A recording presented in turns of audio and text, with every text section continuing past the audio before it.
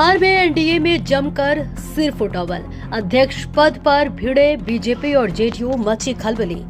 जी हां दोस्तों, बिहार एनडीए की सरकार बन गई है।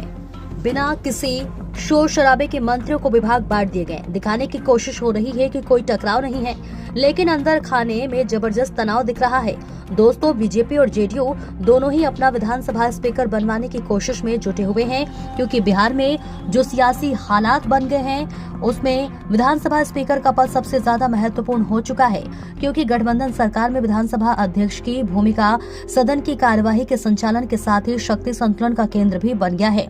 ऐसे में स्पीकर का पद बीजेपी और जेडीयू दोनों के लिए बेहद महत्वपूर्ण हो चुका है। दोस्तों, बीजेपी की तरफ से इस पद के लिए गया टाउन से विधायक प्रेम कुमार, बेतिया से विधायक और पूर्व डिप्टी स्पीकर रेनी देवी का नाम सामने आ रहा है। तो दूसरी ओर और जेडीयू भी इस पद को लेकर पीछे हटने को तैयार नहीं दिख रही है। उसकी तरफ से झांझा के विधायक दामोदर रावत और आलमनगर में जो है विधायक नरेंद्र नारायण यादव के नाम को आगे रख दिया गया है।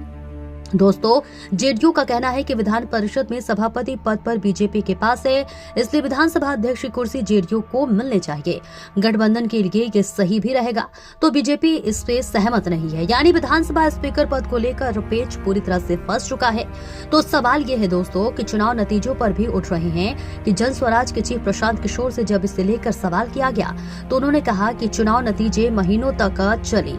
जन स्वराज यात्रा के दौरान उनकी टीम को मिले फीडबैक से मेल नहीं खा रहे हैं। इसके साथ ही साथ कुछ तो गड़बड़ हुई है, कुछ अजय जो है शक्तियां खेल रही थी।